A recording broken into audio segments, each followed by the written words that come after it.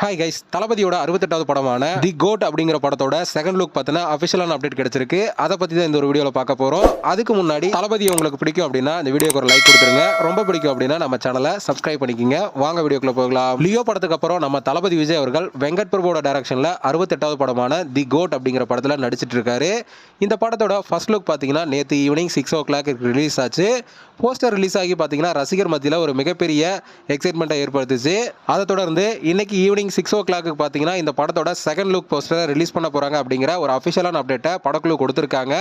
அது மட்டும் இல்லாமல் இந்த படத்தோட தயாரிப்பாளரான அர்ச்சனா கல்பத்தி அவங்க பார்த்தீங்கன்னா இந்த படத்தோட செகண்ட் லுக் பார்த்தீங்கன்னா என்னுடைய ஃபேவரட்டான போஸ்டர் அப்படிங்கிற மாதிரி சொல்லியிருக்காங்க.